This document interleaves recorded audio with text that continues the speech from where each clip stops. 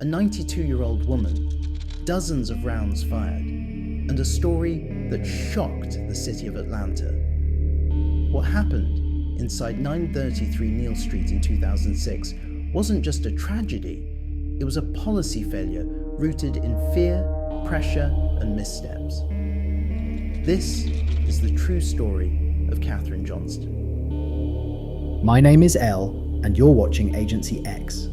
Please like, subscribe, and give me your thoughts in the comments section below.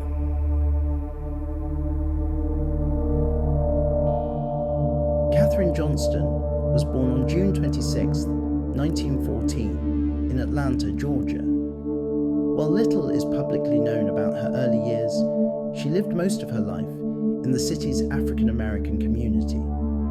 By the late 1980s, she had moved to the English Avenue neighborhood, also known as The Bluff, a historically black working-class area not far from downtown.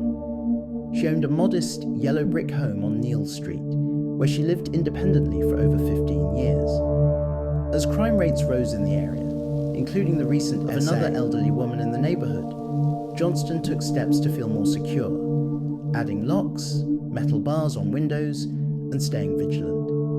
She lived cautiously, but proudly, regularly sitting on her front porch, maintaining her yard and keeping watch over the block.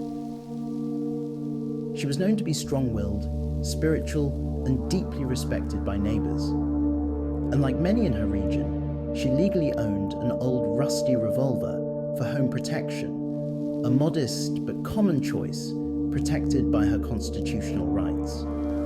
On November 21st, 2006, she reached for it, unaware of what was about to unfold. The Atlanta Police Department's narcotics unit was under pressure. Federal support often depended on stats, arrests, searches, and seizures. Officers were expected to meet those quotas quickly. That evening, 3 officers, Jason Smith, Greg Junior, and Arthur Tesler, said they had reliable information that illegal substances were being distributed from Kathryn Johnston's home. But the truth was more complicated. The source of that claim, a tip that was later proven to be fabricated. Officers also reported the house had surveillance equipment, another detail that wasn't true. There was no recorded transaction, no legitimate evidence. Yet, the officers moved forward with a no-knock warrant, allowing them to enter the home without announcing themselves. They were expecting a major arrest. Instead, they encountered Kathryn Johnston. Just before 7 p.m., officers forced their way into the home. Startled, Johnston fired a single shot, aiming low and missing. In response, officers discharged 39 rounds from their department-issued weapons. Johnston was struck multiple times, in the torso, arm, leg, and foot. Reports from the medical examiner later revealed that some rounds had downward trajectories, suggesting she may have already been falling when additional shots were fired. Afterward, she was restrained. An emergency aid was delayed. Realizing the mistake, the officers initiated a cover story. One returned to his vehicle, retrieved a small quantity of marijuana, and claimed it had been found inside her home. They then approached their confidential informant, Alex White, and asked him to support their version of events, but White refused. Informant Alex White went public. They asked me to lie. I told them I wasn't going to do that.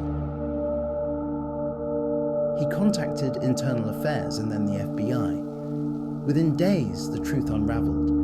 There had been no controlled buy, no credible evidence, and no valid reason for the warrant. The story made national headlines, and what began as a quiet operation turned into a nationwide scandal. The public reaction was swift and emotional.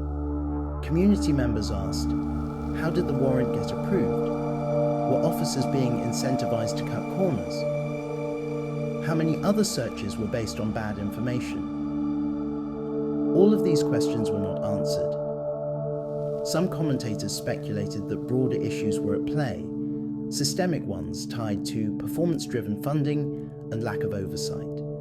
Others believed the home was mistakenly targeted because it was near another address under investigation. Local leaders, including then Mayor Shirley Franklin, called for accountability. Protests and memorials were held across Atlanta. Civil rights organizations, including the NAACP and the Southern Christian Leadership Conference, issued statements of condemnation. Many referred to the incident as a wake-up call.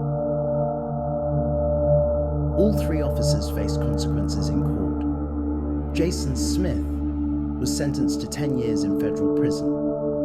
Greg Jr. received 5 years.